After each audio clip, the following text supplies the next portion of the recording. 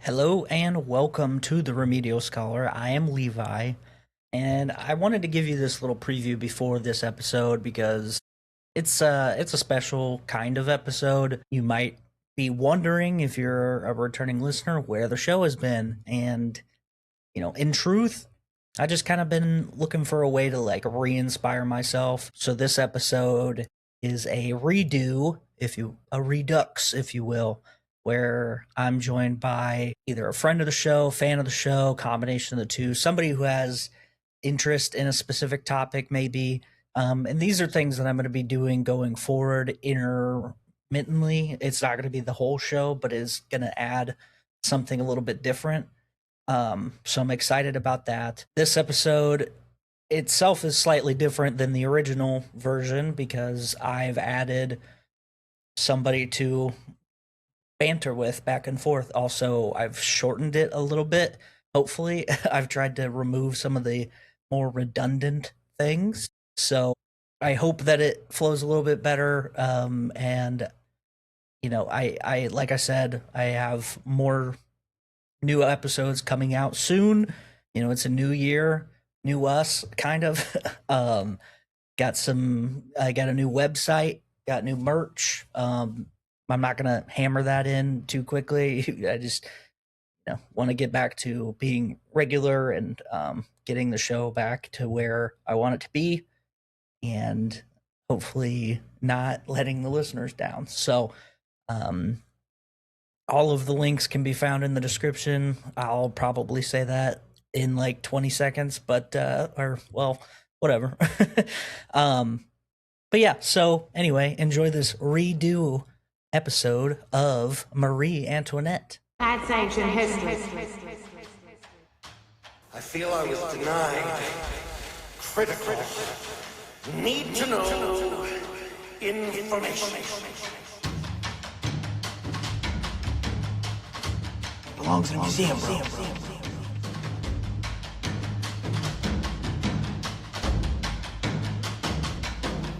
Stop skipping your remedial class. Welcome everybody to the Remedial Scholar. I am Levi, and with me today, the one and only Hanna, last name redacted. Hello. Hello, Levi. She is one of the writers of at least one episode. I don't remember. You did the Emu War. I did. I did. I don't know if you did any others because it's been so long. I But don't remember either. Emus yeah, for sure, though. yeah. Anyway, big supporter of the show. Also married to one of my longest time friends, and also I Ew, guess we're girl. friends. Whatever. The mother of my godchild. Yes. And all the things. So you are here today with me to explore an episode that I have done before. This is, obviously a new format because there's an additional person here. And we are going to go through Marie Antoinette, which, there's a lot going on with her. And I'm excited to go through it with somebody who has a lot of just a wealth of knowledge outside of just like being a researcher. Like, you just enjoy learning about things and reading things, and you have a really good perspective on a lot of things that I guess I like. So I'm Yeah, I'm excited to excited. yeah, to go through it. First and foremost, what's your like your when you think of Marie Antoinette, what goes through your head? Yeah, so I guess the perspective that I have on this that made me excited about this episode was that, so in high school, we did academic, right? Which was academic decathlon. Oh yeah. One of the subjects that we studied one year, I think I was a sophomore in high school, was the French Revolution. So we went into super detail on the history and the art and the social climate of the revolution. And so we talked a lot about like the Robespierre side of things, Oh yeah. and like what the revolutionaries were doing and why, and the policies. And so I have a fair amount of knowledge on that side of things, and so I'm very interested to hear more about Marie Antoinette as a historical person. Yeah. So definitely more, I guess, research than the other guys that have been on so far. I mean, nothing against the other people that I've done this with so far, but I'm teaching them a lot of things, and I think it's going to be nice having somebody that's got a pretty decent foundation, if not more. So, yeah, we're going to do Marie Antoinette. Well, I don't know if I should say it like that, but we're going back to France. I've been in France like so many times on this show. It's a home away from home, There's really. so much drama in There France. really is. Quick side note: I saw a meme earlier, and it was a suit of armor, and then it had the French flag behind it, and it's like very like a historical, battle hardened country, and then the next page was a arrow right in the slit of the helmet, and it was like losing one war recently. Like, poor France. They really did do a lot of damage for a long time, and then They're over the drama. They're yeah, past that in their history yeah, now. we're turning a new leaf. So yeah, let's just go back. It's going to be a little bit of like a brief kind of what France has got going on up to the point to where Marie Antoinette enters the picture, and then obviously talk about her and kind of sidestepping that a little bit to there was a little bit of drama going on during her lifetime. I'm sure people know about it, but yeah, vive la revolution. So yeah, let's go to France in the Middle Ages. Pretty much starting from the end of the Black Death period. France had I don't know, it was a pretty drastic shift in how they operated things. The amount of workers that they had in different areas dropped for some odd reason, and this kind of shifted the power scales a little bit, where instead of like a typical serf landlord class, you had people that had a little more, I don't know, leeway in terms of how they were viewed, because there was less peasants to work the farms, and then they started to get a little more money power, I guess is a I can't words today. This is going to be exciting. So with that, prices ended up changing, and then there started this rise of a almost middle class. Um, Now, obviously, the super rich, opulent, wealthy people, they still had all their power, but they kind of had a little more respect, I guess, for everybody else, because it was harder to do all the things that kind of kept them super rich, right? So in 1358, peasants turned on local nobility in northern France, and this is the Jacquerie Rebellion. I'm going to do my best to pronounce these French words I as loved it. as best as I can in my French through French 3 in high school, which was just the other day, it feels like. So, It's all the experience I have. You're not amongst an expert here. so the uprising unfolded in the 14th century, and this is also kind of coinciding with the Hundred Years' War. The Black Death had just happened. The rebellion getting its name from Jacques, which is a common moniker for peasants, which Mm. I don't know. Like now, Jacques just feels like a fancy name, so it's kind of funny how far removed you get from certain things that the words change there. I guess original the original power, but essentially this rural population, they were really just downtrodden. The economic hardships really were exacerbated by the Black Death, and they were like, you know what, we should probably do something, otherwise we're just going to get stomped on. And so they did. So they took up arms against their oppressors. They did have a little bit of success, but feudal forces did end up suppressing this uprising. But this is kind of the setting. It's not for a while before they actually end up overthrowing the powers that be, but this is like, hey, it could be done. We just got to be a little better about it. So the feudal system, although fractured from this time period, it's still going, unfortunately, for the peasants. Also, it just didn't help the tensions between the people who were super well off and the people who were definitely not. And after it was a couple hundred years after the Jacquerie Rebellion, Louis the 13th, he's definitely does his part to upset his constituents, I guess. I don't know what you mean. Yeah. Well, I don't know. He could be. This is just this poor guy has been disparaged through history. The one of the things that people are go, hey man, that might be too far, is this little hunting lodge that he built, pretty low key, not that fancy. We know it as Versailles, and It's not that big of a deal. it's really not that big a deal, and I wish people would stop making it seem as such. Yeah, this like attitude of, hey guys, I know you're struggling, but also I built a pretty cool house for me and my homies when we go hunting. Pretty cool. Yeah, very, very couldn't be me. Very couldn't be me attitude.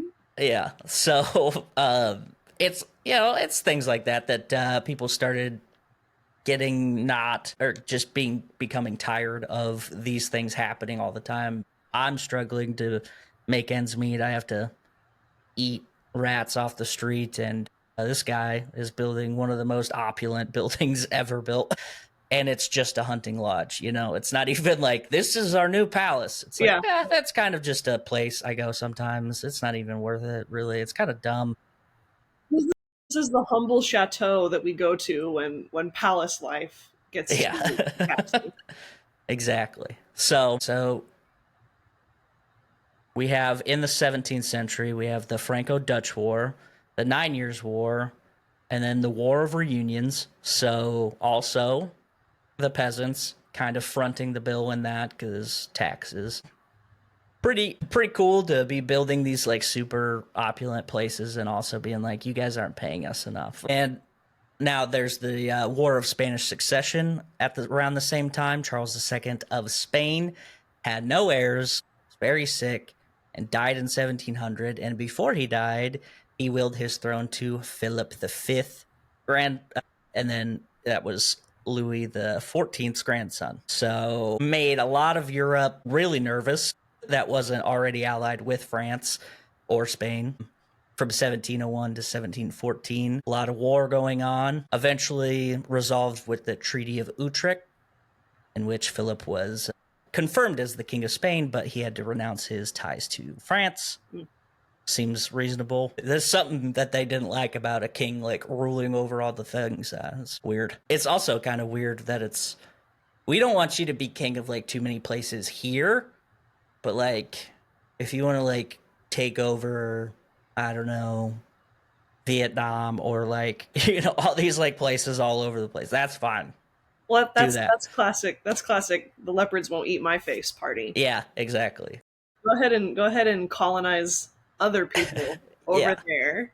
I heard Africa really, really needs to learn how to speak French. You should go there. It's pretty cool. Absolutely. First order of business.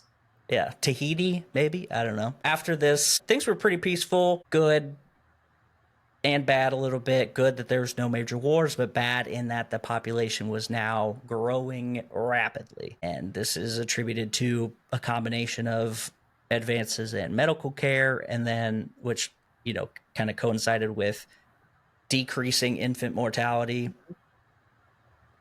or rates, I guess. I don't that infant mortality is just one of those phrases that I'm like, I don't feel like I'm saying it right anytime, but because I have it written here as helped with infant mortality, which just hastened along. But yeah, so the previously stagnant population, because of both the Black Plague and then all these wars and all these things, grew from around 20 to 28 million between 1715 and 1789, which is a pretty big jump in such a short time. And then this large population contrasted with the lack of jobs to match this growth. leading to an estimated 8 to 12 million people in poverty.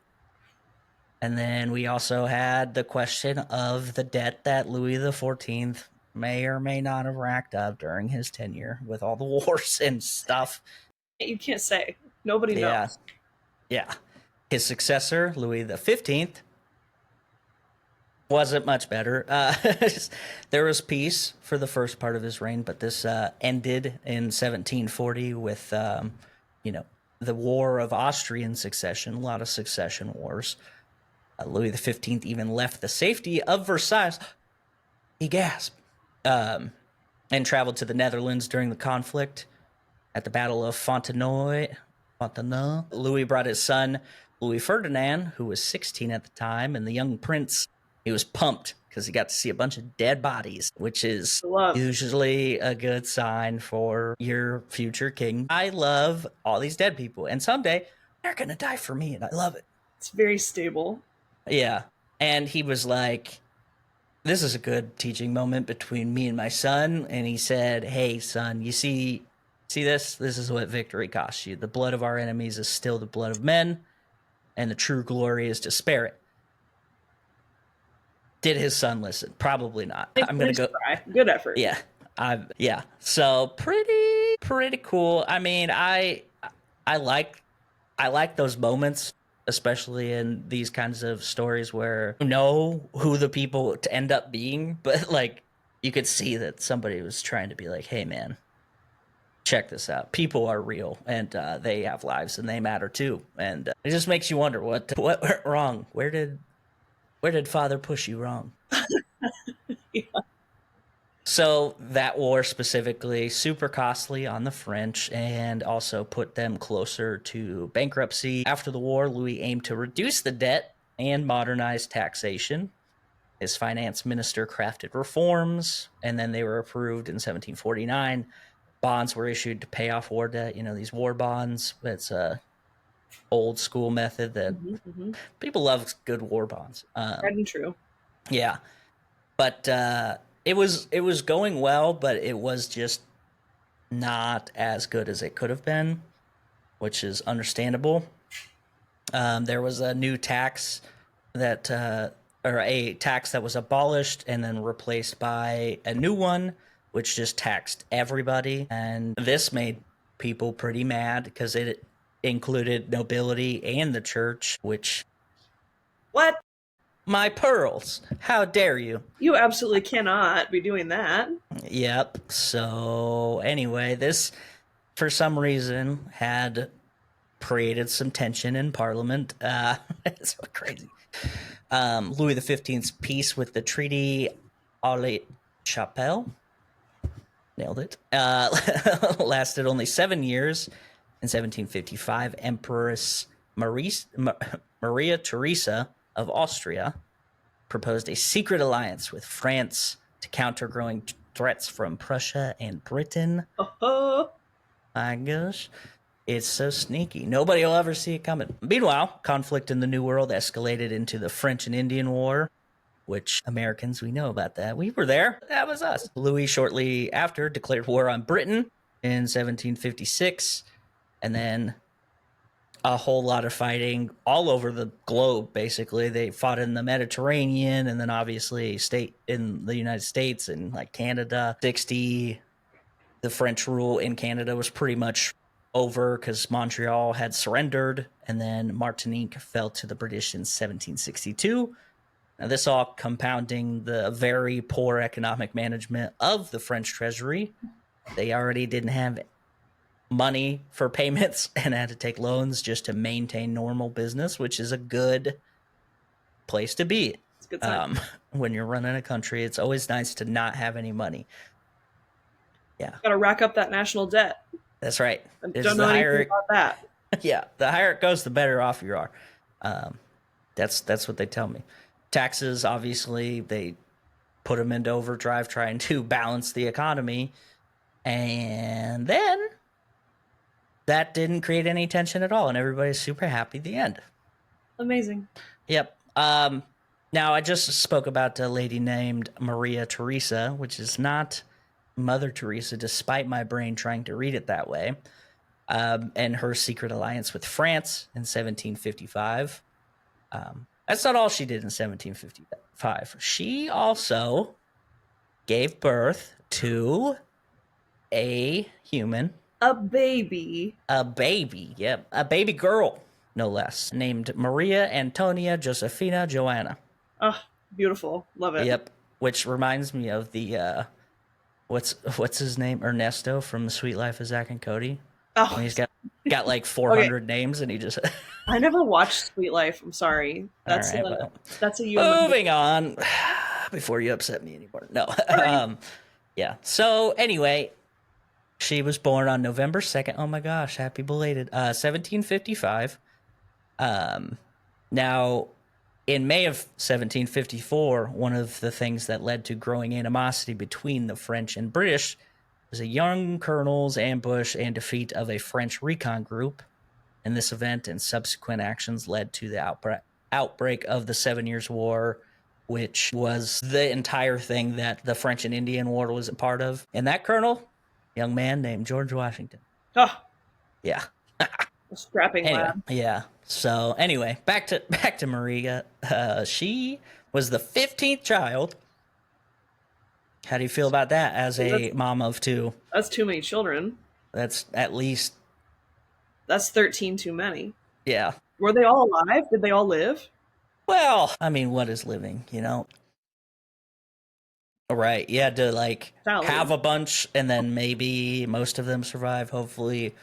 It's also really weird to me when like noble people have that many children. Like, cause like the peasants, I get it. You need that many people to just work, right? But like nobles, what are you doing? You already have enough. You gotta make heirs. Heirs on Yeah. heirs.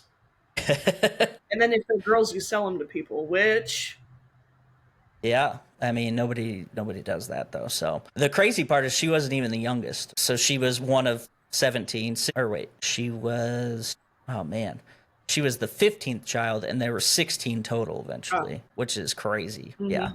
That's yeah. No thanks. She was also the youngest girl. She's the baby. beautiful Yeah. baby. Beautiful princess. And that's right. And her father was Francis the First of the neither Holy nor Roman Empire. So, pretty fun. She was said to be a very adorable baby, big blue eyes, long blonde curls, or not long, little blonde curls, which bounced all over the place. Pretty fun. She was also very cheerful and happy and very much a daddy's girl. Very well, and being the youngest of all of them probably helped that. But that's awesome because she was one of 1,700 children. It's At least 4,000. yeah, it's like another movie reference here. Horton Hears a Who when he's got all them children. All those babies. Yeah, just all right. You get your 2 seconds of dad. Anyway. So I remember this from the first time I did this episode, an intersection of history here. Young Marie, whatever her name is, whoever she might be, crossed paths with a little known fella, Wolfgang Amadeus Mozart. I have not heard this story. Tell me more. Yeah, so in 1762, the Schönberg Palace is where this interaction takes place.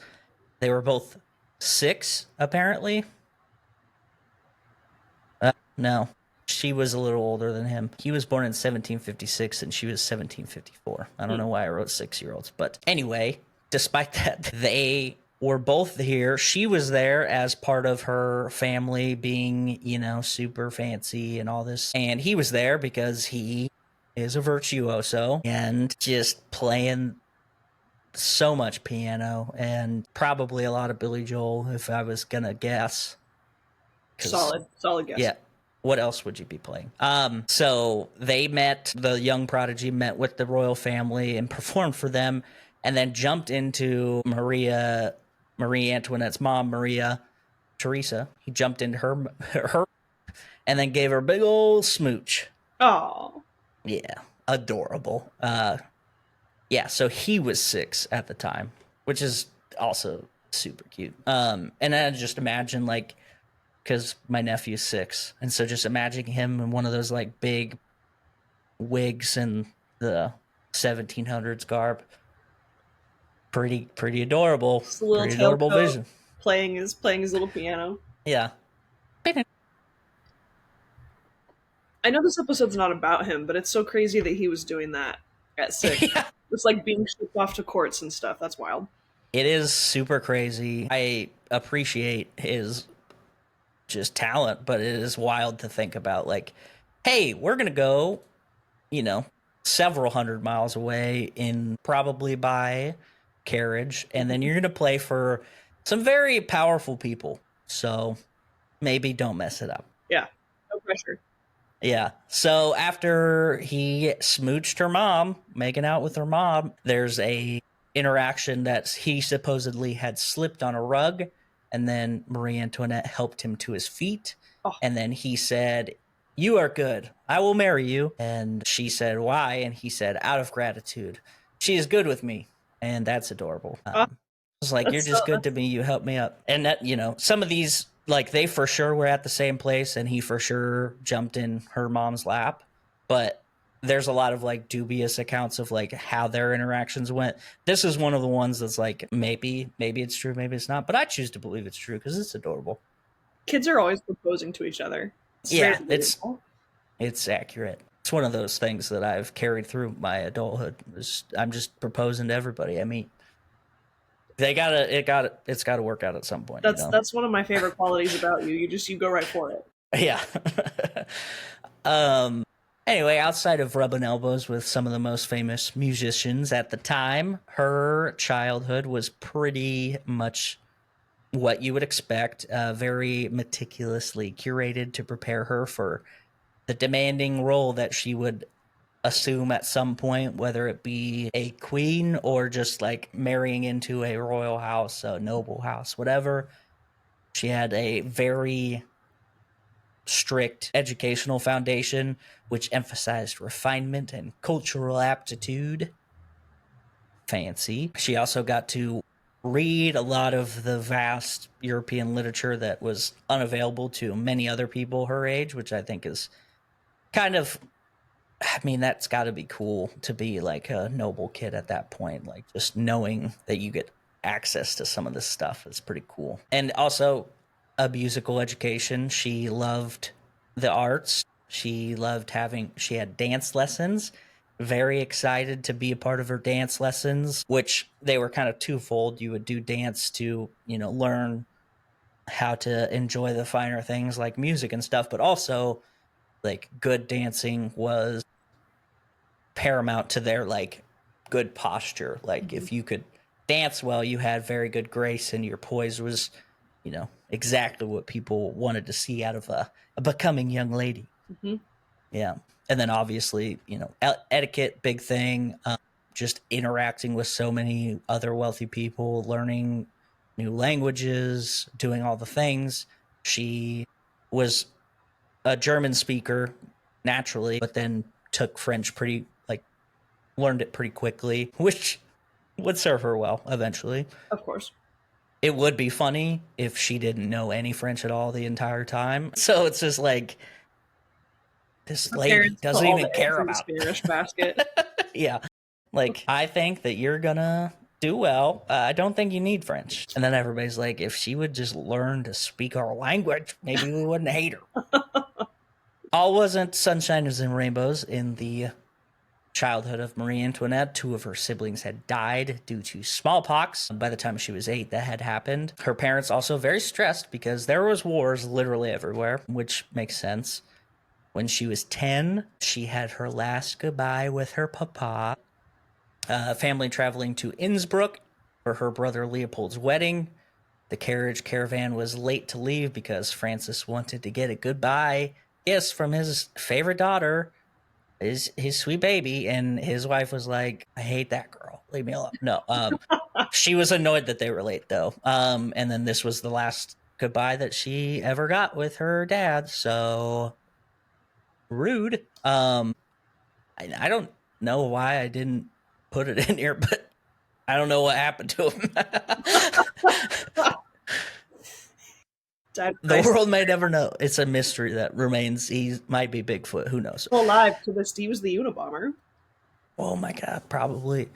Uh, yeah, I guess she did resemble her father in a lot of ways. She was not very good academically, which her father was not either.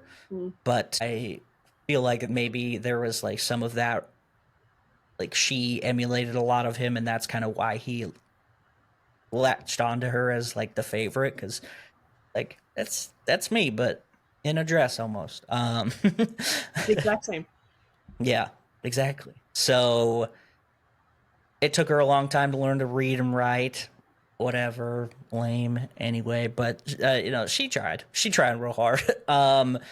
And she may or may not have also cheated. In some regard, her governess would write down the things in pencil before giving it to her, and then she would like trace it in ink. Yeah, Which is, that's a I mean, you're gonna learn eventually. That's a good way to do it, I feel like. And I guess I don't know. I think it's everybody learns differently. I don't think it's that big a deal. But her mother had high expectations of her children, especially her daughters, mhm. because they were to be, the anchors that helped secure the empire and the alliances and all the things. She had to marry her daughters off in a strategic manner, right? So one to Italy, one to France, to just all over the place trying to spread the wealth, but also assure these alliances. Two of her daughters moved into life within the church, a couple nuns to the nunnery, and then one daughter who was in love but her with a prince, but her mother said, "No, you're not. You're going to go marry who I tell you to." He's not worth enough. Yeah. And it's man, I can't think of his name. I was going to say the guy from Frozen, but the mean one. Hans. Yeah. It was Hans. No, It was. Marie almost avoided marriage altogether, which I got to tell you, she probably wish she would have. Her older sister, Maria Elizabeth, almost married King Louis XV after his wife died. But the issue was that Maria Elizabeth had a little bit of smallpox, so her face was a little scarred up from the pox. And Louis XV, any of the Louis really, they're pretty vain. So, which is hilarious because look at them, you know what I mean? Yeah. The Habsburg jaw. Yeah. So Louis XV, he was like, "Hey babe, what you look like," and then sent a portrait artist to Vienna. And he went to Vienna and he confirmed that her face was a little scarred and the marriage was called off Shit. with this monster trying to marry me. Pretty crazy though. After that, Louis XV sent a letter to Maria Theresa and he said, "Hey, I heard you got another couple daughters running around. What's going on with them?" She's like, "Yeah, I do. I have Marie Antoinette. She's kind of dumb." No, she did. She was like, "Hey, we gotta tutor this girl up.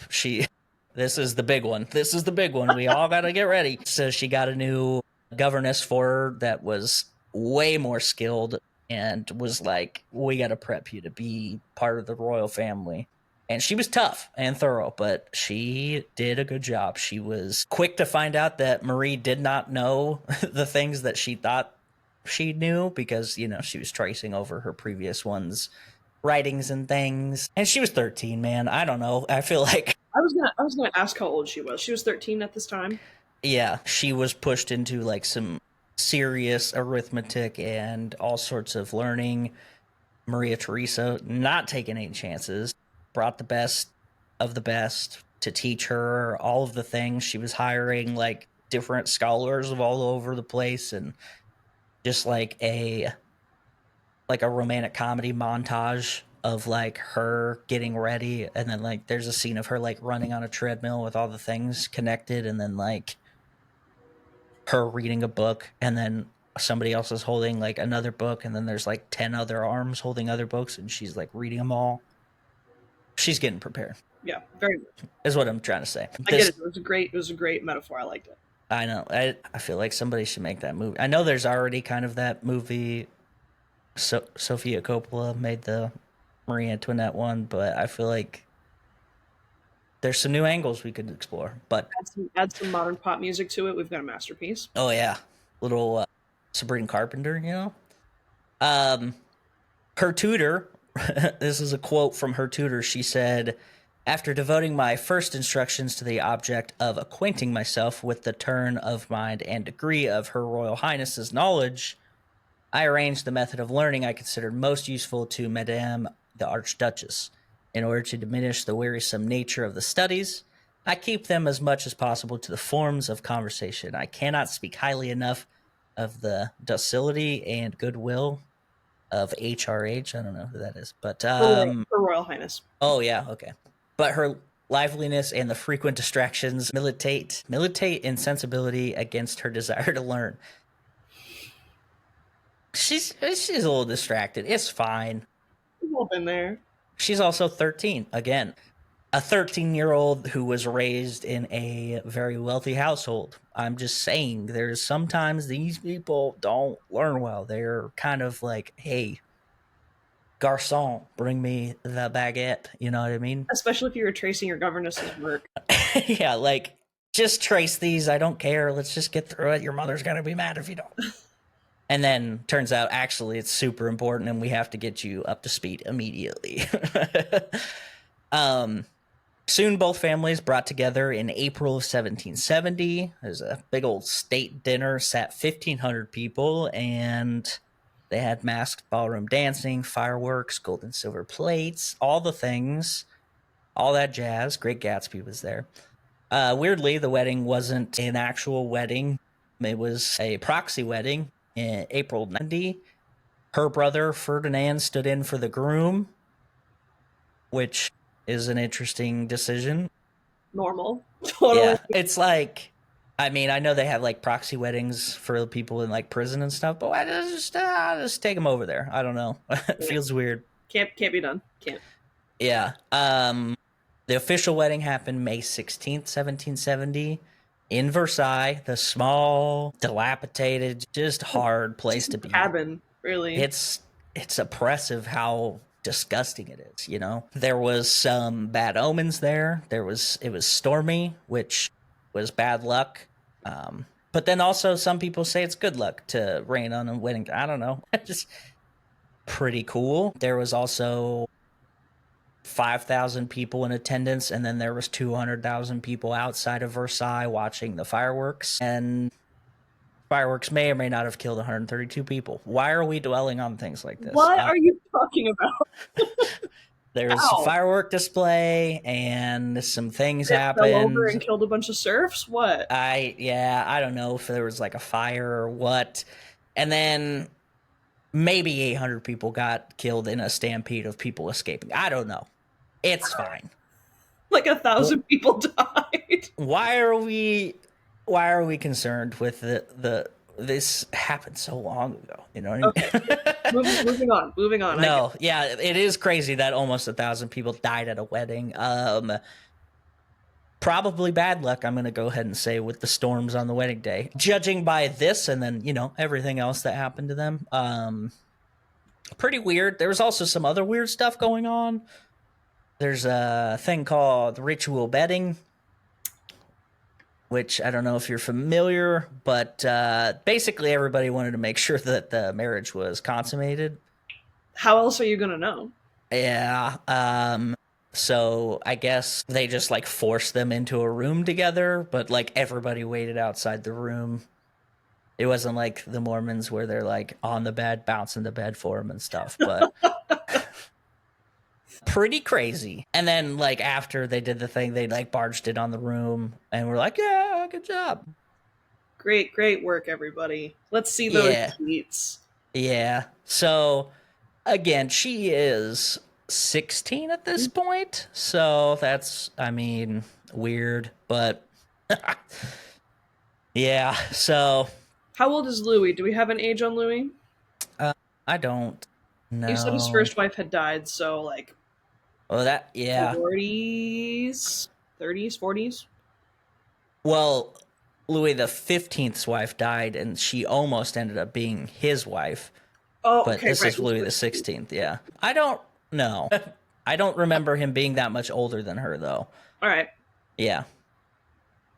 I guess, I don't know. They're both young, but at least he wasn't 50. You know what I mean? Yeah, yeah. Also, apparently the deed was not even done that day, nor would it be done until like 7 years after they were married. For some reason, I imagine that Louis XVI had some minor health problems. I don't know where he would have gotten them, but Nor I. so anyway, but the not consummating the marriage, and also, you know, not like, because apparently it was tough for him, whatever, weird. And that would be like a tension in their marriage for a while, which makes sense. Mhm. Yeah. So anyway, 4 years after they get married, Louis the 15th dies. Louis the 16th crowned king, and very exciting. But also, people were weirded out that the queen had not bequeathed the child yet. Why not? So 4 years, you got a lot of time. Yeah, you should have had like 30 kids by then. At least Not 62. Yeah. I mean, she's got her parents' genes. You'd think. Yeah, I guess I I don't know. The lack of children bothered many in the royal court, but also the mother-in-law drama. Marie Antoinette's mother, not happy that they weren't having children yet, also decided that she was going to do something about it, which is exciting, I guess. That's This what you is want. a little more family meddling than I would normally entertain, I suppose, but, you know, here we go. Maria Theresa assigns Marie Antoinette's brother, Joseph II, to investigate why they aren't doing the thing. Joseph was the oldest son, and apparently he was the sex sleuth in the family. He could get down to business to defeat the Huns. And I can't imagine knowing which of my children is the sex sleuth. I Like, know. so Yeah, much. yeah. He travels to France for the first time in his life just to go do this in 1777. After this, whatever it was fixed, and the couple welcomed their first child in 1778. So pretty interesting. Proposed issues. Do we have any guesses on why they were not having children?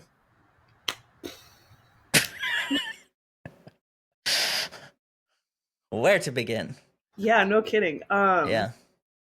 They just neither one of them ever had it explained to them. They would just get in bed and look at each other, I'm sure. I know I'm supposed to lay on top of you, and they're just like literally fully clothed, just like, Are we doing it? Have we done it? do you feel like there's a baby there? Yeah. There is one of the leading theories is that there is a medical issue called phimosis, and there was a surgical procedure that needed to fix it, and he didn't want to. And Joseph recommended, hey, you should probably do it because, you know, if you want kids. Whether he did or did not go through with this, who knows if it was an actual thing, but they did end up having 4 children. So, you know, alternate theories include him being asexual. Marie had written a letter to her mother, Maria, stating that the issue was not on her desires, but on his willingness. So, Devastating. but also if he's got this condition, maybe that could help his unwillingness. I don't know. And the last theory is that he was just too well endowed and she couldn't handle it. So That seems like some pro Louis the 16th yeah. That seems propaganda. like he was probably planting that rumor himself. He said, "Yeah, yeah, she just can't handle it." That's crazy. That's such an And interesting question. everybody in the thing is like, "Come on, Louis, we know, we see the pants, dude. We know." He's got those Trousers legs. were so tight. They're so tight. After the marriage, Marie had some issues trying to fit in with her new place in life. Her father-in-law's mistress, particularly turbulent, Madame du Barry, was politically connected and seen as a source of anti-Austrian rhetoric occurring within the court. Super fun. Your mother-in-law hates you, and also your entire country that you come from. Pretty exciting. Everybody knows what that's like. Yeah, I mean, who doesn't have a crazy mother-in-law? Am I right? 2 days 2 days after the death of Louis XV, Louis XVI had du Barry ousted. And I think that Marie probably thought that that was pretty awesome. Probably got her real riled up, and then he was like, no, stay away from me. My huge member. Yeah. I don't want to hurt you. Another thing that would make a young queen happy, some castles. Yeah, let's give her some castles. Give the lady a castle. Why not? 2 weeks after the death of his father, Louis XVI gave Marie Petit Trianon a chateau on the property of Versailles, just a small chateau on the measly property of Versailles. It's a tent, basically. It is a tent. It's one that like a first-year Boy Scout makes, like just real raggedy too. He made it himself. He pitched it for her. Obviously, his father had it built for one of his mistresses, and Classiest thing you could do. My dad built this for one of the several women that he cheated on my mom with, and I just think you would like it a lot. So, and that the other part of this gift is that Marie was given full artistic license to decorate this place however she saw fit, to her heart's content. I mean, who doesn't, love getting a chateau that you can redecorate, that your father-in-law's side piece once was given? Barbie dream house for the whole family. Yeah, I mean, who says romance is dead? You know what I mean? But because of this, because of her getting this chateau from her husband, the king, crazy, and that he was like, go ahead, decorate it, take all the couches out that my dad banged this lady on. Ugh. Redecorate the entire thing because I love you. She's like, yeah, this place is gross and it smells weird. Redecorates it, and then everybody in France was like, this freaking lady, dude.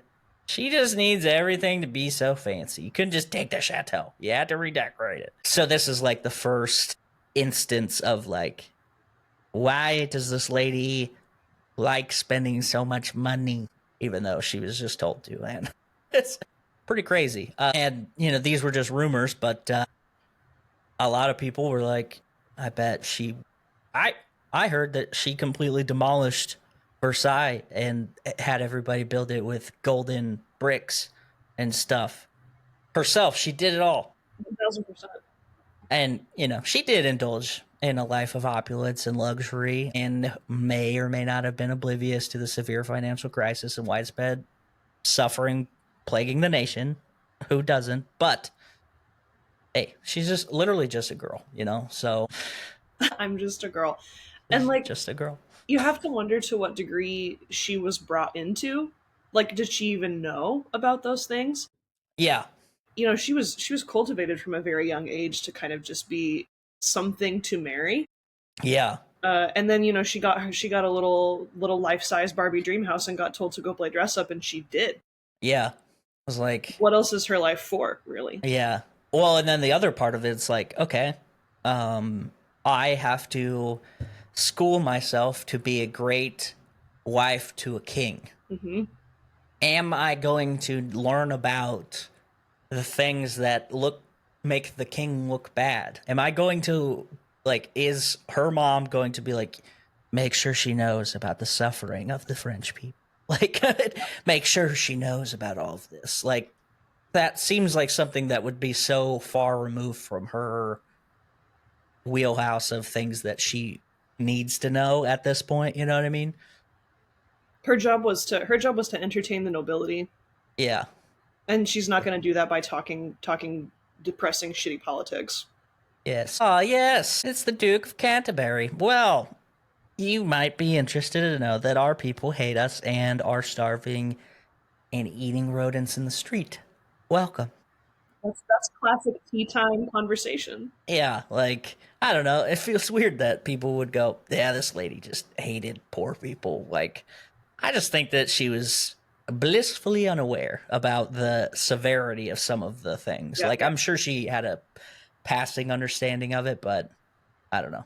Um, there was also her pretty extravagant wardrobe that began to be unfurled. Renowned designer Rose Bertin was one of the main, what I don't know what you would call her. She was a designer and made a lot of her outfits. She made these crazy elaborate dresses and then the very super fun hairstyles, these towering, yeah, We've all like seen Bridgerton, you know. Marge Simpson, it's just feather plumes and things of like from faraway lands and yeah, super cheap looking, obviously. Despite the economic turmoil gripping the country, Marie Antoinette and her court defiantly embraced English fashion trends. How dare you? Incorporating different materials like Indian, percale, and muslin. And in the end, it was banned in France until 1759 to protect local industries. So like this is like an added layer of like I don't care. Like according to the common people, or like Like importing yeah, Argentinian beef. yeah, exactly. What? That's crazy. Anyway, as 1775 unfolded and the Flour War erupted, public sentiment underwent a drastic shift. Riots erupted due to soaring prices of flour and bread, and Marie Antoinette as the focal point and blame for the economic distress. Because she's 19 at this point, and she ruined, or no, I guess she's 21 at this. She ruined the economy, even though she's been here for like 3 years. Listen, every single Louis before this has been such a good steward of French money. Yep. It wasn't until this Austrian Jezebel It shows has to up. be her. Yep. Painted salute. That's right. Her once glamorous reputation was now on the downturn, the public perception not in her favor. Criticism surged against the queen for perceived fiscal irresponsibilities, because that's her decision. Her lavish expenditures starkly contrasted with the nation's financial struggles. Her own mother, to their credit, did express concern over Marie Antoinette's spending habits, foreseeing the potential for civil unrest. Like, hey, maybe don't have a 4 foot tall hairpiece. I don't know. I, I, I know, just a girl. I get it, but like also, public perception of the royal family was slipping, but it got a little bit of a bump, a little bit of a baby bump. Their first child was born, which is pretty cool. December 19th, 1778, as mentioned, because her brother came and helped. Fixed it. You're welcome. Also, like out of context, the brother visited, and then the next year she had a baby. It's Yeah, like, we're not looking too closely at that. granted, it's December 1778, and he was in 1777, so the math doesn't math, but it's. Or does it? I'm sure the common people were like, yeah, I bet that's why. God. Now, not a normal birth. As per tradition, they had to have a bunch of people outside their wedding bedroom. She also had to give birth in front of a live studio audience, thanks to the That's rules what of I would want to do. yeah, the what Louis the oh boy, Louis the 14th. Yeah, there we go. Roman numerals. This was a rule he instituted to confirm no imposter children were snuck in, which I just feel like we need to know more about that story. Yeah, what went on to where he was like, from now on? He sees somebody like entering the room with a baby and the wife hasn't given birth. Hold on, wait a minute. Yeah. Poor Marie, she labored for 12 hours, even fainted during the birth. She fainted and people were like, man, she died. Game over. But Oh no. she woke up and everybody's like, ah. Okay. And then she was like, oh, I have a baby now. Her little baby daughter.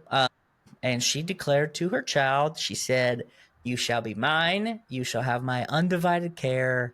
Shall share all my happiness and console me in my troubles, which is very adorable. Yep.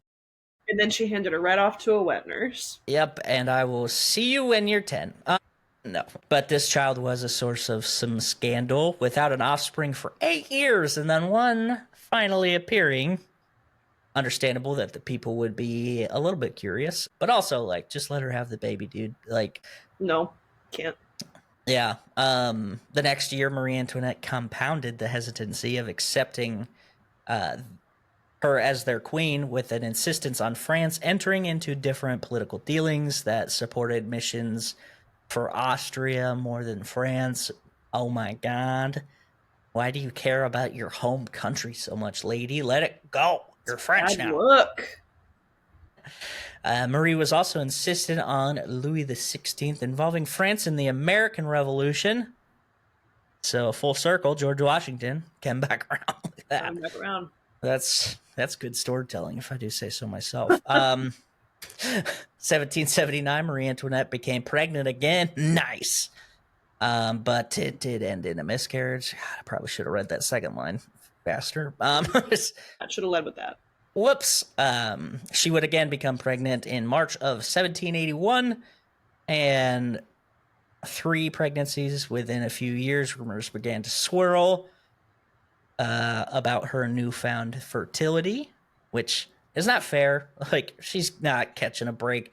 It's her fault that she's now getting pregnant. It was her fault that she wasn't pregnant before. Of course. And it's her fault that she has babies now. Pick a lane, lady. Have a baby or don't. Essentially, they're like, yeah, she's cheating on him is the move, which not cool. But, you know, she's pregnant. Bad news, though. Her mother dies November 29th, 1780, which is a little bit before the second birth, I guess. And then the second full pregnancy resulted in the one true heir, Louis Joseph Xavier Francois, little man born on October 22nd, 1781. Luckily, fewer people were there to watch this time, which is cool.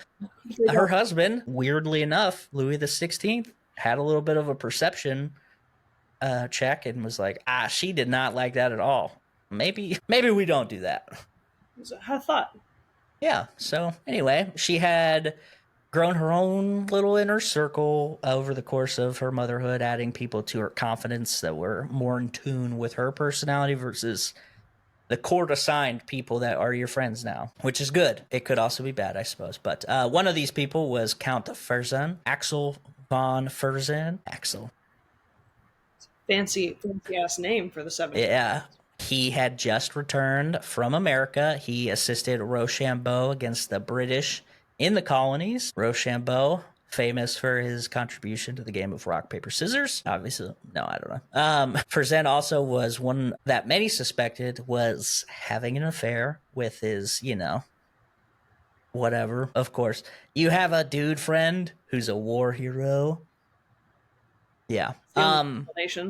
Yeah. And, up until a few years ago, our time, these rumors were kind of just rumors. But some recent science, this tricky thing, has found there's some hidden messages beneath some of the writings and some of the letters to him. Well, I didn't know this. Yeah, so are they spicy? Essentially, she drew her own nudes in the letters. So there's like a squiggled out section in some of these letters, and people are like, what does that say? And with some X-ray technology, able to figure out some of the things, and some of the decoded messages had the Count espousing his love for the Queen, to which she replied that, quote, my heart is all yours, and I love you madly. Ooh. Oh, Chante. Yeah. Pretty steamy. So they also used code names and invisible ink in some of them, which is pretty crazy. That's not nothing. Yeah, I mean, that seems like a lot of effort to hide some stuff. Also, invisible ink back in the day. I did not think that was, for some reason, I thought that was like a Cold War only thing, but pretty Yeah, fun. what was it? Do we know what it was? Probably not. No, I did pull the article up because I was curious about it because I didn't remember this part, but Was it lemon juice? um, I don't know. It doesn't say. It We'll probably does, but I never know. can't scan fast enough to make it worthwhile. They're just talking about these steamy letters, man. No, I don't know. All right, well, we tried. So what you're saying is she was a cheating Austrian Jezebel, and Yeah, the French throne might have been compromised hundreds of years ago. yeah. I mean, it certainly looks that way, and I'm not condoning what she did, but also, again, have you seen Louis XVI? Also, I her father-in-law, like you can't. yeah, It was standard practice for kings to cheat. Let's just put it that way. yeah, but she does it now. It's all too much. Whatever, dude. What do they call that? There's a word for it. Double standard. Double Nailed it. Yeah. Okay. So, maybe it was obvious to the public at the time. Maybe not, but there was. This is also a point where some propaganda was circulating about said queen, and pretty much anybody. There were pamphlets in the streets about her many philandering ways of all the things and all the people, which is kind of crazy that like just anybody they were deciding that she was hooking up with. I mean, makes sense. Why wouldn't you?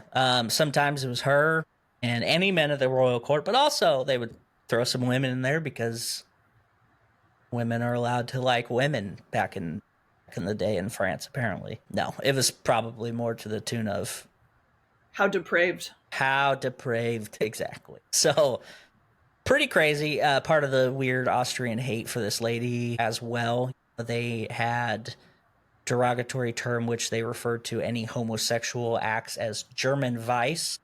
Mm, So basically, it's like multi-layered burn. it's very And complex. yeah, and she has another child though. She has a second son, Louis Charles. This is in March of 1785, and also questionable moment because this her boo thing, Count Fersen, he had returned 9 months prior. Could it be? Not even being subtle about it now. This conflicted with the fact that the king and queen had spent a lot of time together exactly when conception would have occurred, but you know, I'm not going to let pesky things like facts get in the way of my hatred of this Austrian Jezebel. Yeah, so more pamphlets of her sexuality and escapades continued, becoming more and more egregious as time went on, stating that she held orgies at Versailles, which in the gardens, no less. But also, Outside, what else are you supposed to do there? If that place isn't for orgies, I don't know what is, you know? definitely built for orgies. Yeah. The rumors also continued with her spending habits, although we know those to be a little more true. Hard to say you're frugal with money when you have a model ship displayed in your hair for a party. You know? It's, Wow. yeah. Continued spending on dresses, parties, and everything of the like was put squarely on her shoulders. It wasn't the fact that we were hosting so many parties that she needed to buy all these dresses for. It was the fact that she was buying dresses at all, which is, you know, not fair either. But again, the spending was sometimes accurate. She's a little egregious in some of her outfits and a little exaggerated, but you know, it's just another thing to go, we hate you, lady. We really, really hate you. Mm-hmm.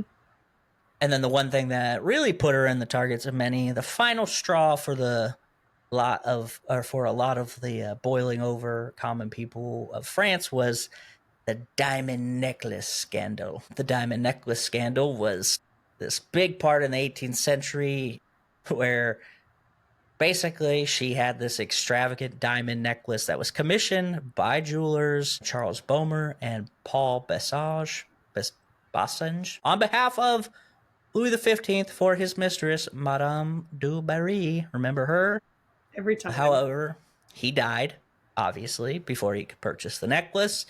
And then Louis XVI, he was like, nah, that's a little too rich for my taste, which is kind of crazy for him to say that. But we meet this character, Jeanne de la Motte, a charismatic and scheming adventuress. She convinced Cardinal de Rohan, a clergyman with a notorious reputation, that she had the queen's favor and could facilitate the purchase of the necklace.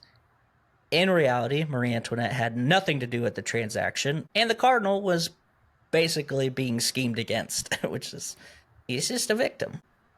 In 1785, believing he was acting on the queen's behalf, Cardinal de Rohan agreed to buy the necklace for a very, very large sum, and to finance the purchase, Lamont engaged in a complex series of fraudulent transactions, convincing the jeweler to hand the necklace to a fake messenger who was then never paid, and then the necklace disappeared. And the jewelers demanded payment from the cardinal, and this thing just blew up, right? It became public, leading to a trial known as the Affair of the Diamond Necklace. Court proceedings were highly publicized and revealed the extent of deception and manipulation involved. And the cardinal, along with Jeanne de la Motte and her accomplices, were arrested and tried. Marie Antoinette, although completely innocent in the affair, became the target of public outrage and further damaged her already tarnished reputation by just existing.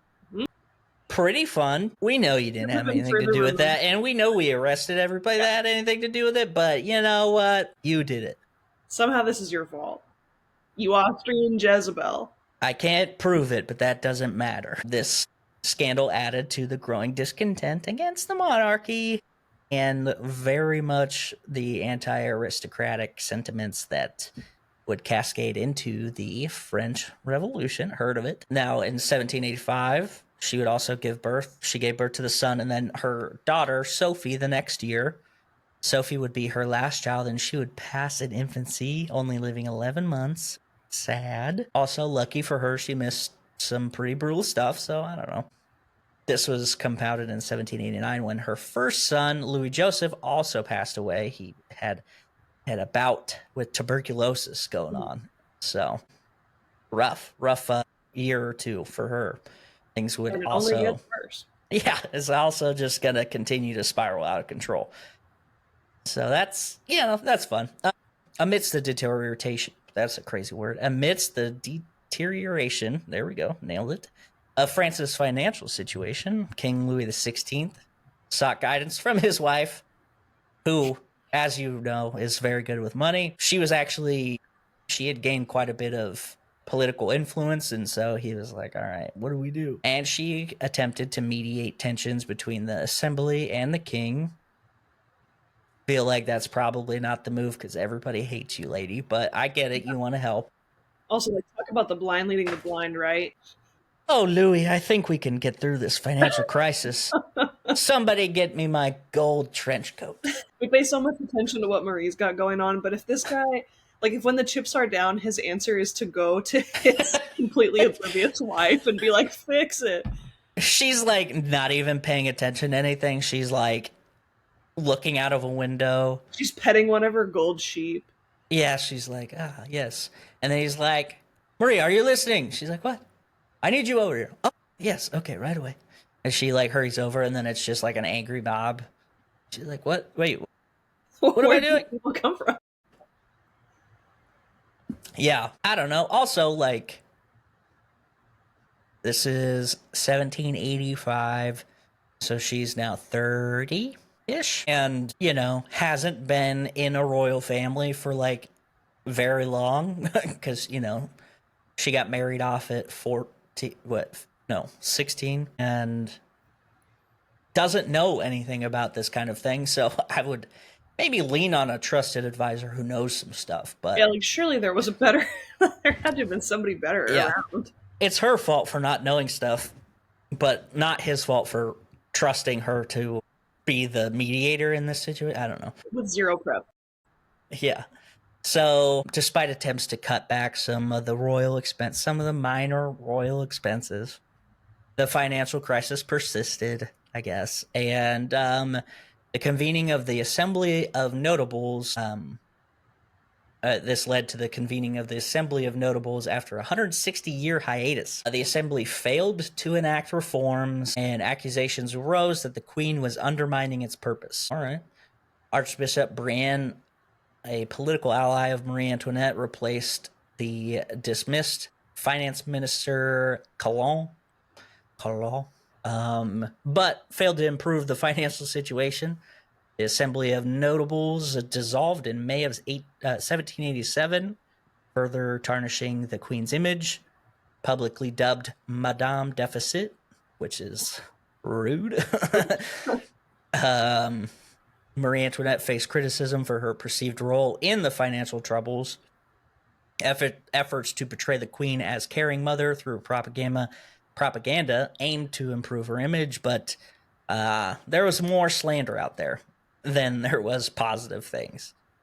The Estates General was called, 3 estates representing clergy, nobility, and commoners. The third estate was that of, the common people. The first 2 estates were exempt from taxes and only comprised 500,000 people. And the third estate, almost 28 million taxpayers, the farmers, peasants, all these workers who grew more and more angry as things progressed. As the Estates General convened in May of 1789, the fracture between the third estate and the nobility widened even further. And then the death of the Dauphin in June went unnoticed, which is sad. They're like, yeah, we don't even care, dude. The prince is dead. Nobody cares. In the throes of June 1789, the atmosphere became charged as the third estate, accompanied by clergy and radical nobility, encountered the king's resistance to their assembly. Faced with the closure of their designated meeting place, they defiantly gathered at the tennis court of Versailles. I can't believe they have a tennis it court comes there. back around. I can't believe they were able to fit a tennis court in that such a small slab of land. Very humble, quaint, some would say. It was surely the only tennis court, also. Collectively, it was the tennis court oath that was sworn, and it shared a goal of crafting a constitution.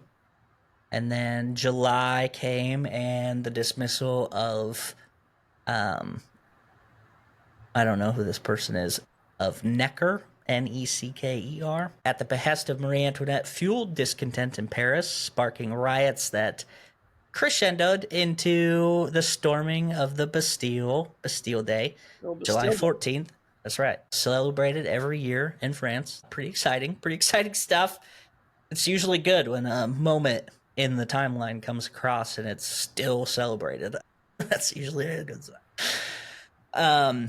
The specter of political unrest prompted members of the aristocracy to embark on a wave of immigration, which is code for we gotta get while the getting's good. And they were motivated by potential assassination. Nothing crazy.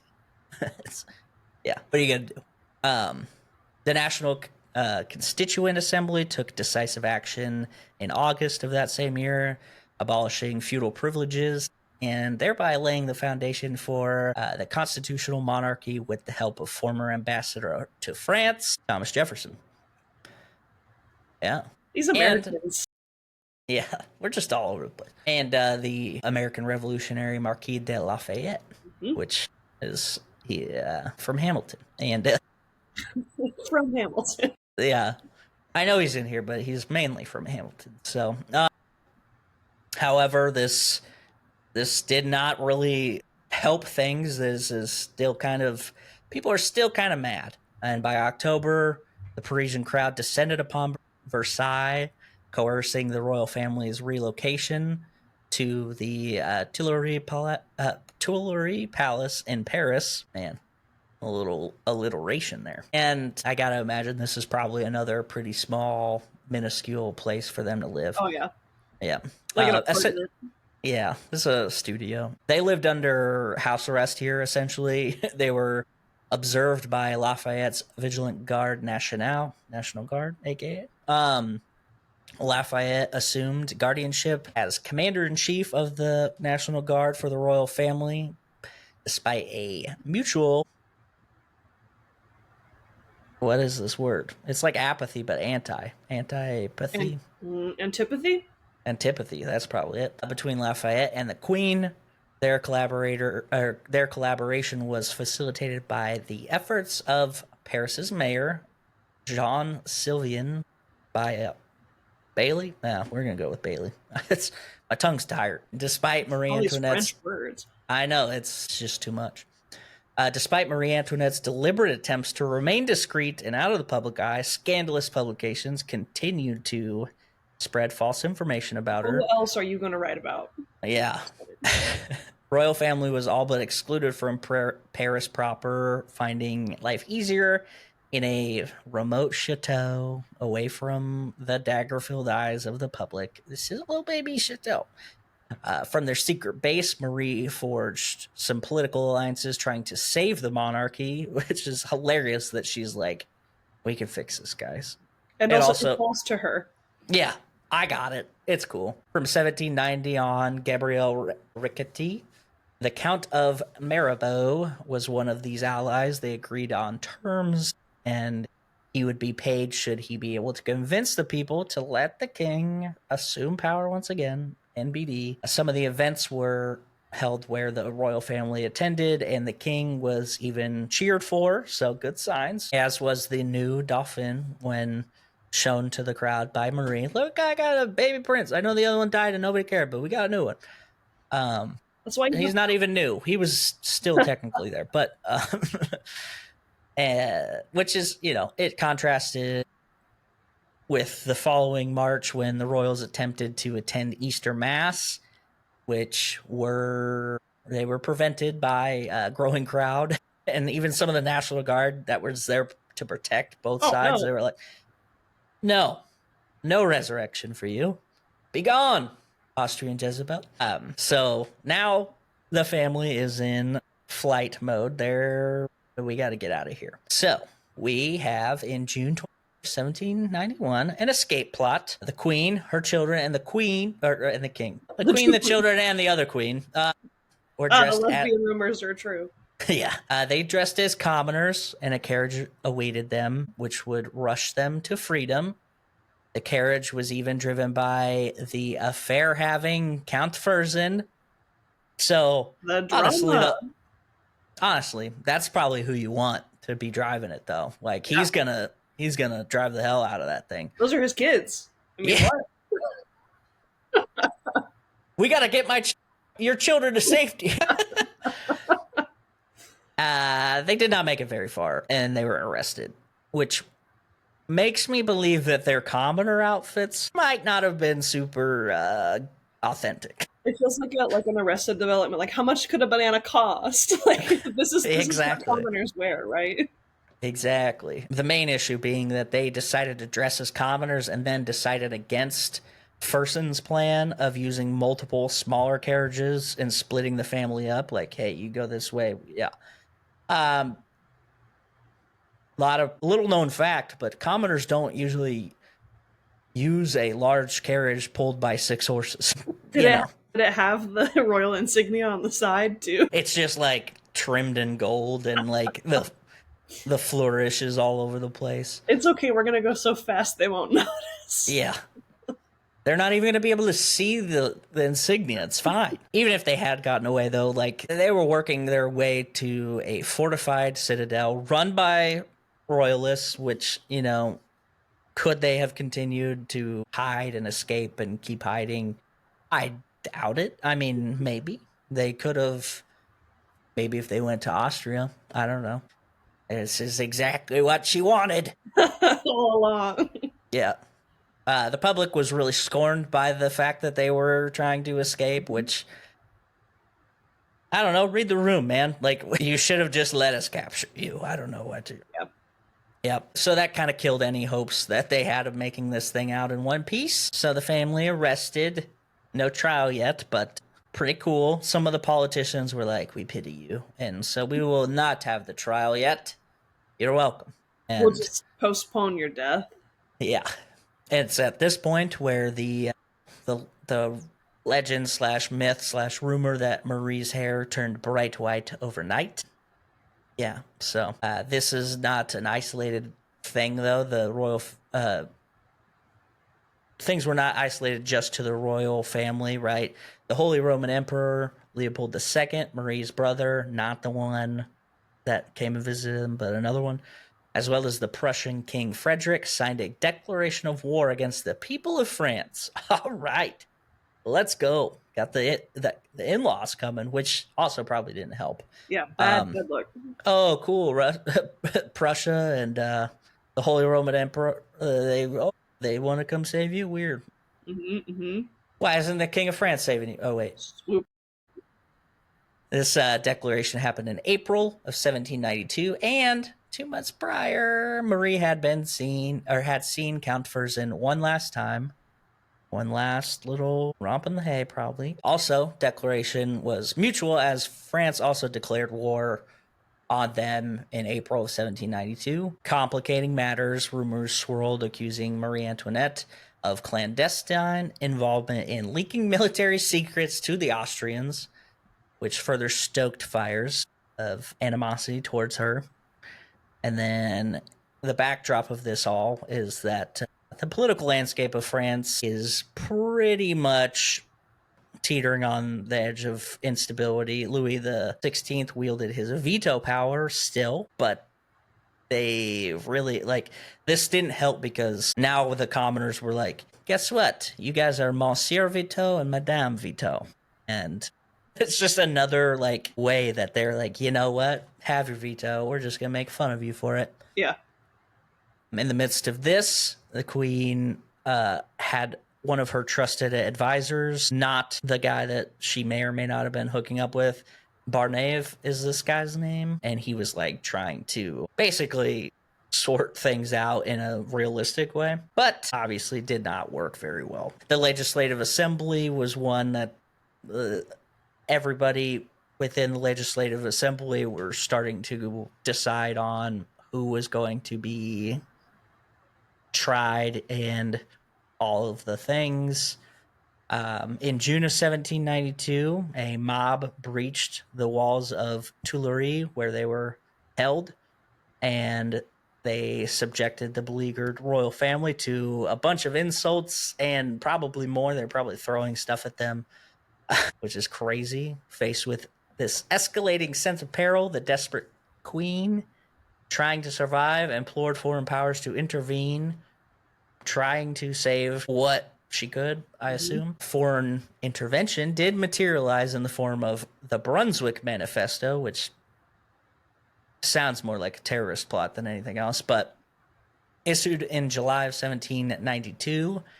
However, instead of stabilizing this, pretty much just was the catalyst for the uprising of August 10th. And this event is when a mob overran the Tuileries Palace. The royal family, including Marie Antoinette, tried to hide in the Legislative Assembly, or at the Legislative Assembly, and then they were captured again and then thrown into harsher imprisonment within the confines of the temple.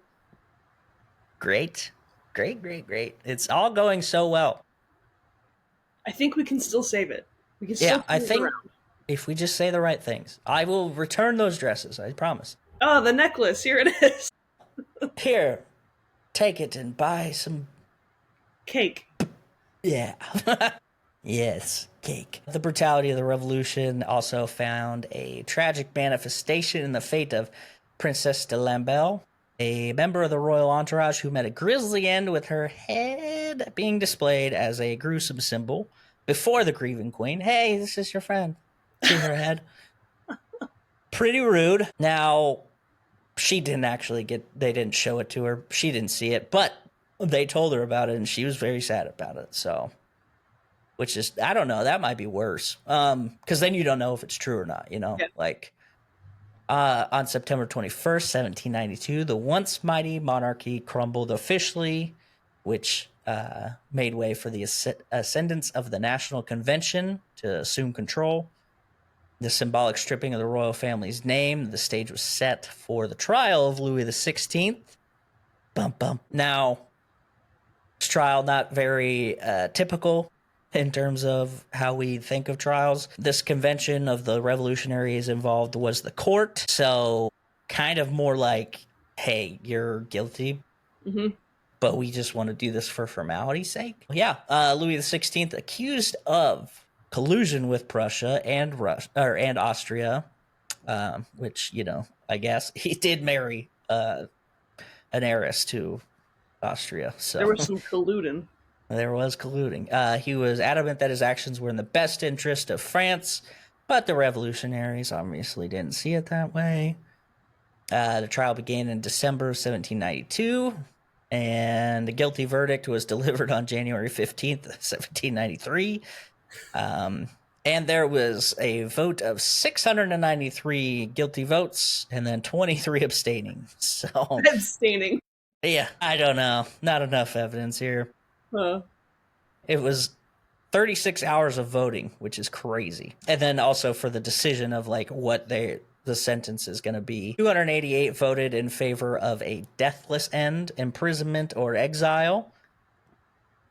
Unfortunately for Louis, 361 voted for death. So, That's what we were in the mood for at the time. cake or death. So, as motion for the following day for an appeal, and a new vote was taken with 310 voting for mercy this time. But now 380 voted for death. So it's got worse. The abstainers stepped in and Just yeah. polarize things further. Yep. So January 21st, 1793, the guillotine fell and the cold, fickle mistress of iron struck again.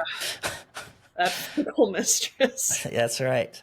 Following his death, he was thrown into a mass grave with others who were killed while onlookers soaked rags in his blood. Weird. Legends also include that his last words were cut short, literally and figuratively, a general present ordering the drum roll to signify the beginning of the process. So he started talking, and then he's like, which is pretty funny. They hated him so much they didn't even give him last words. They were like, "You shut the hell up." Yeah, here's your last words. Okay, what do you like to say? Oh, what's that? Some say he also screamed afterwards, but it's very doubtful since the guillotine would have been pretty quick. And the executioner also stated that he died bravely. So now that Louis is gone, the fate of the remaining family was kind of up in the air. All of the family was imprisoned at this point, and Louis Joseph had died in 1789, and Sophie's death in infancy. So there's just two children with Marie Antoinette, which was Marie Therese Charlotte and Louis Charles, and they were treated about as good as you could expect. The oldest, Marie Therese Charlotte, would make it out of the revolution alive, which is kind of impressive. The rest remained in the temple, and things were not super great. The guards would harass the family pretty regularly, taunting her with smoke and teasing her following any of the numerous failed escape attempts. There's bribes given to the guards, which would essentially people were bribing the guards to give her better favor, and then other people were like, hey, we're gonna bribe you to keep that money and also ignore, like, pretty fun. Oh man, After mind games. Yeah, super messed up. Like, because you're already in jail. Like, I don't know. I feel like just let me be in jail. After her husband died, his head fell off for some reason. The revolutionaries, they were like, we really don't know what to do with everybody else. We could probably exchange them with Austria and get some like French POWs from her brother, which makes sense. Exile also on the table. In August of 1793, Marie Antoinette was moved to the concierge to begin the final stages of her life. Upon being separated from her children, especially Louis Charles, she was obviously devastated. Many thought that with Louis Charles's young age, she could be retained into the being on the side of the people and also testify against his mother, right? Like, tell us that your mother spent too much money. Mm-hmm.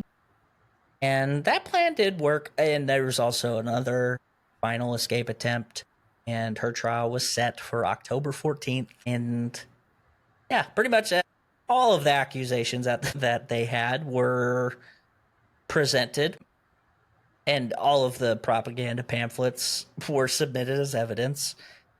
which is good. Crazy, literally insane. Everybody knows that those are 100% fact, and Yeah. people can't just make pamphlets about stuff. I have here 85 copies of the National Enquirer, so you're effed. You're What done. have you done with Bat Boy? Everybody wants to know. Yeah, that's how you know it's bad. Like using things that are specifically fictional to bring about scorn on one person as evidence. Like, good thing that doesn't happen anymore. Yeah. In addition to many things those pamphlets accused her of, Marie Antoinette was also accused of stealing millions from the treasury and funneling it back to Austria, naturally, being Yes. the mastermind behind the massacre that took place the year prior at the hands of the National Guard. And most disturbing is that accusers found a way to manipulate Louis Charles into accusing his mother of molesting him, which is pretty dark. I don't know. I feel like at this point you have enough evidence. Like why you gotta kick it into like the extras? Like, And like, we didn't even need to have a trial at all, right? Like yeah, even you that, knew what you were gonna do. that's Like, pageantry anyway. yeah, And then you basically kidnap and brainwash the kid, right? yeah, Like that's wild. super wild. This particular charge earned a lot of gasps from the audience, which Marie spoke to them like in the crowd. It was like, you all are aware how stupid and ridiculous this was, and most of them were like, yeah, you're right, that does Thanks make for good sense. theater, though. Yeah, they might have also been the only ones who were on her set, like as mothers, which is kind of crazy to me. But 2 days later, found guilty of the theft of the treasury, conspiracy against the state, and high treason. And the latter was based in reality, since she had technically given French military secrets away to her brother before she was arrested, because the military secrets were that she was being arrested and they were overthrowing. Yeah, secret, big secret. It's a super secret nobody knows. On October 16th, 1793, the same day as her conviction, she was given a paper to write last letters to her daughter and her sister. The letter to her sister you can find online if you want to read it. It's very long. And, you know, I've gone on long enough, so I'm not going to read it here. But at noon, again, the same day of her conviction, at noon, she was escorted to the guillotine. She wanted to dress in all black, but they made her wear a white dress, which was custom for widowed queens at the time.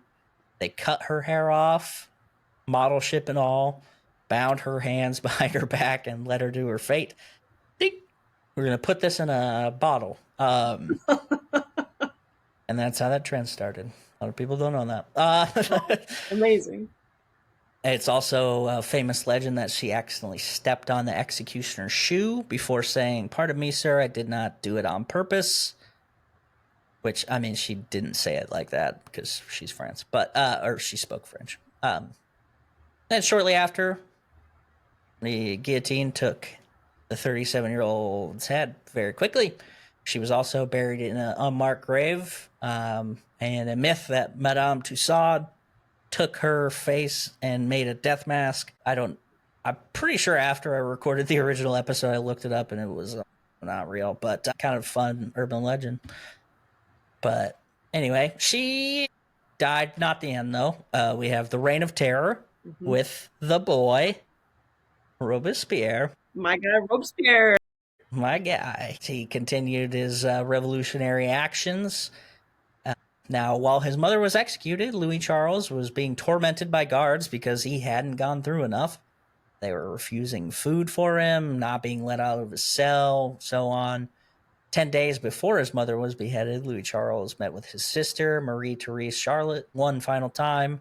He became ill, refused to speak ever since the day he was forced to testify against his mother. Yeah, weird. It's like trauma or something. And then he died in 1795 after a bout with scrofula. Scrofula? I don't know what that is. I think it's like yeah. measles, fever and rash situation. That makes sense. He was buried in the same unmarked grave as his family, but beforehand, the physician overseeing his autopsy actually took his heart and hid it in a bottle of distilled wine, which is, you know, normal stuff. For eventually, I don't know. What? when the restoration occurred, he tried to give it to the child's uncle, Louis the 18th, but he was not about it. He said, that's weird. That's awful. Jesus. Eventually, it was tested for DNA and found to be the heart of Louis Charles, which is even crazier. Oh my Yeah. Which is really funny because there was a guy at that time claiming to be surviving this guy. They were like, this Nope. is him. And they tested that guy's DNA and they're like, that guy was wrong. He was not. So, And he said, like, "Oh, my mistake." well, no, he was dead at that point because it was DNA testing, right? So So he came back and said that it was he his. said, I was just cheat. That was just a joke. Yeah. The only person to escape the revolution intact physically, anyway, from this was the eldest daughter, Marie Therese Charlotte. She was held in the Temple Tower, unknowing what fate befell her entire family until August of 1795, 1975. Amen. I forgot to tell you. Like 3 years later, she's like, that's crazy. 2 months following the death of her brother that had died of the scrofula, inside her room, one of the most human and depressing notes was found scratched in the wall. It said, quote, Marie Therese Charlotte is the most unhappy person in the world. She can obtain no news of her mother nor be reunited to her, though she has asked 1,000 times. Live, my good mother, whom I love well, but of whom I can hear no tidings. O my Father, watch over me from heaven above. O God, forgive those who have made my parents suffer. So, a little bit of an angsty teenage stretch. The most unhappy person. Okay, we get it, dude. Everybody else has had this happen to them too. Okay. We get it. Turn off the Green Day. I don't know what the kids are listening to anyway. Sabrina Carpenter.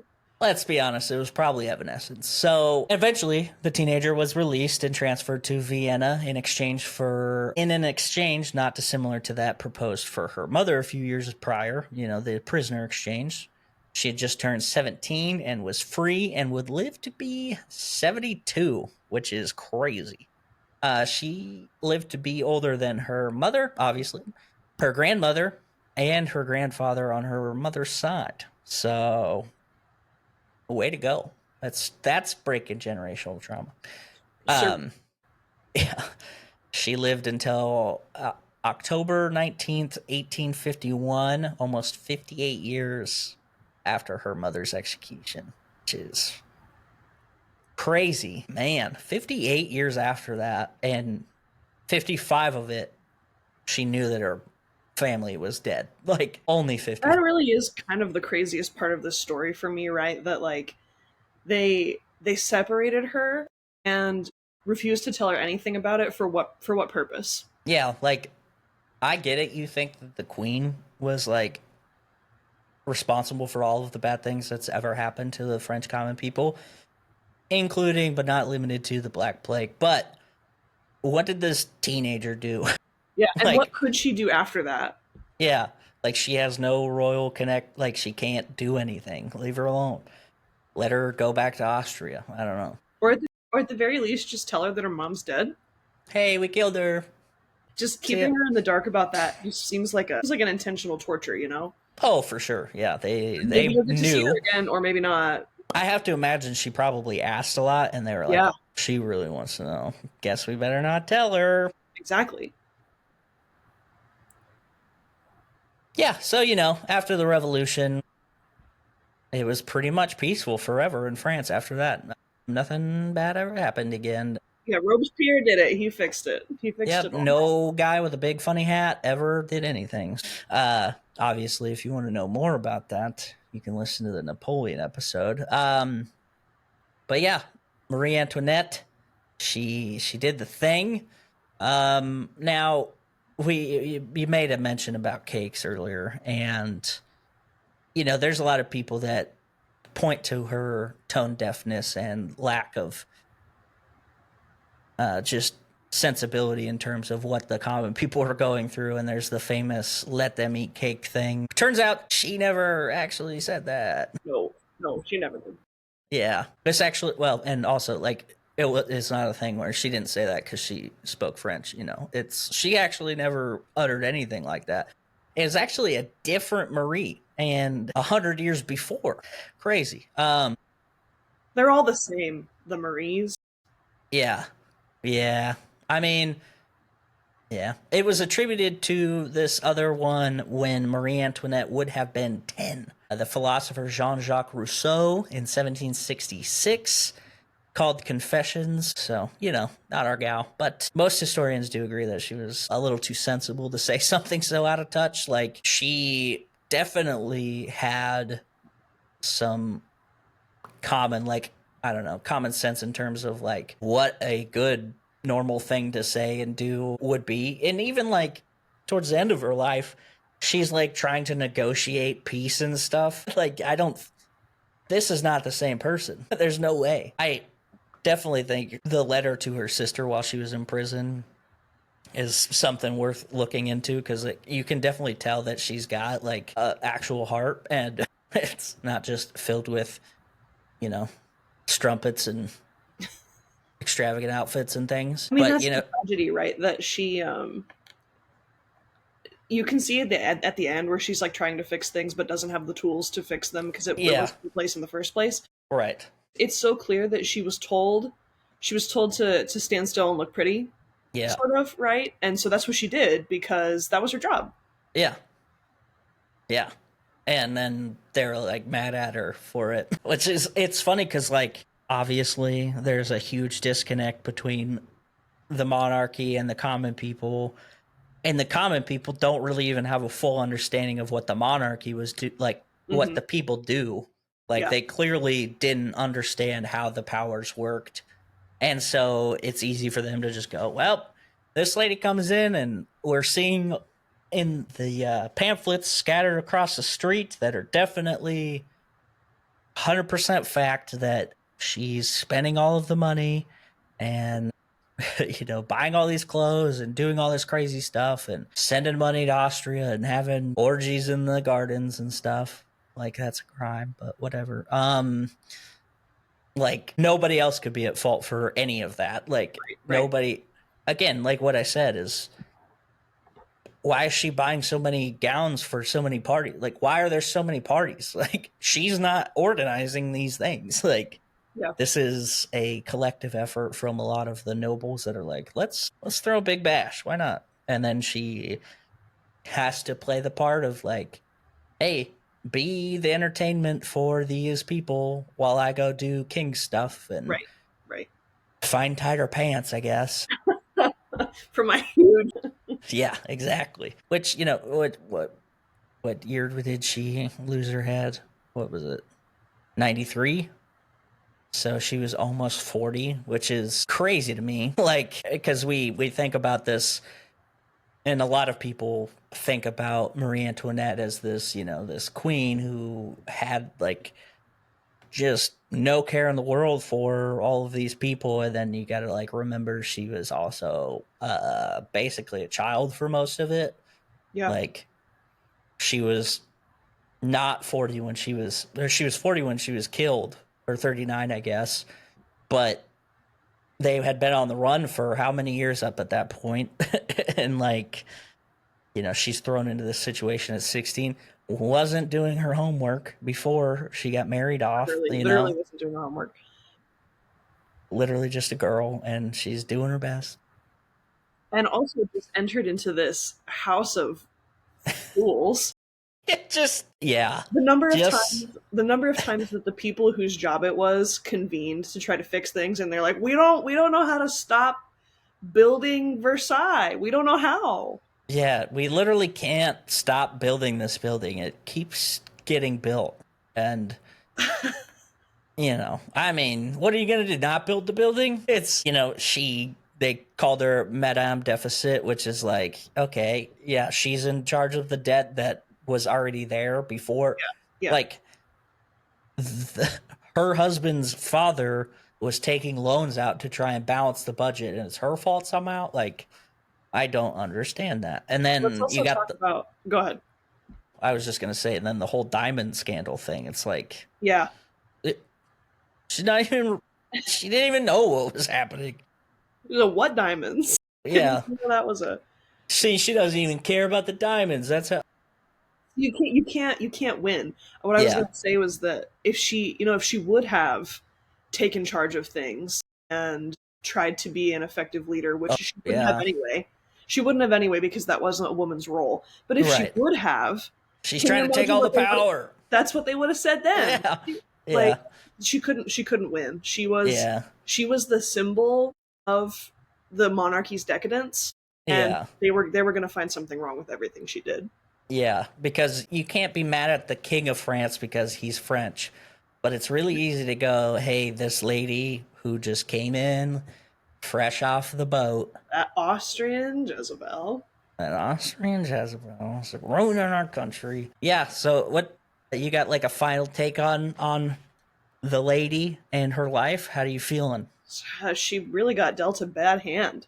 Yeah. You I know, mean, um, you can make an argument that she could have seen the writing on the wall sooner. I guess maybe, but on the other hand, what other options did she have? yeah.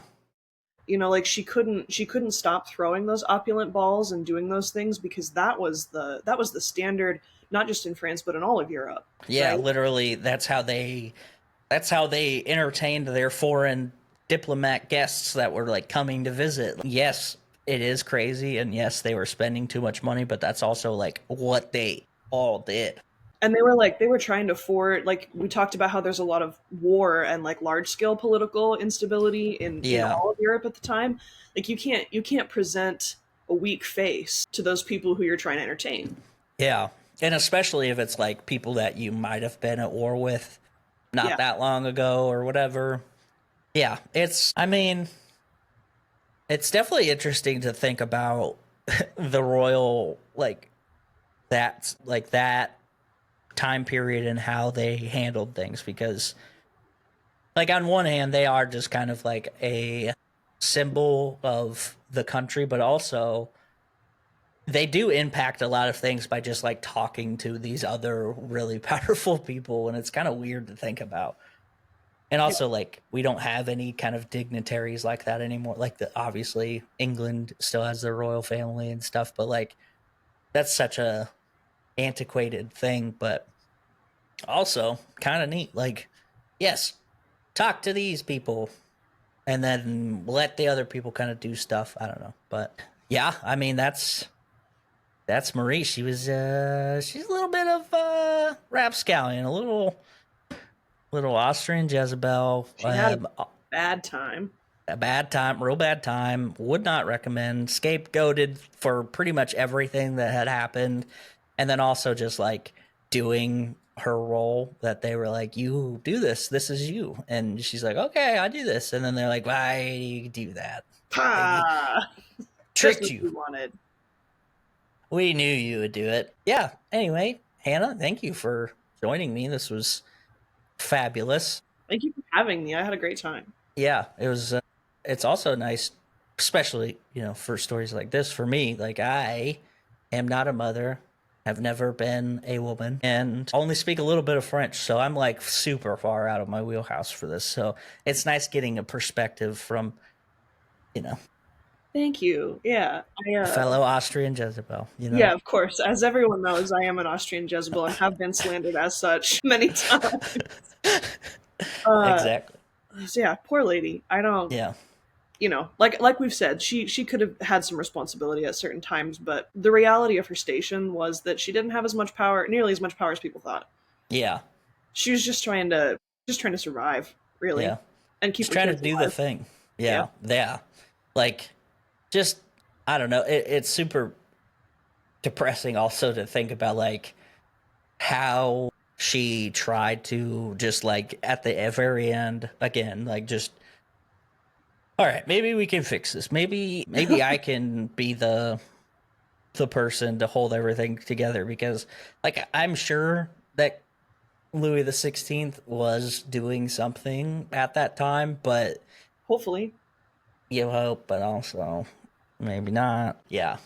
Anyway, yes, thanks again for joining me. If you enjoyed this episode, tell your friends, Tell them who sent you. Like us on all of the social medias, and we will see you next time. Goodbye. Bye.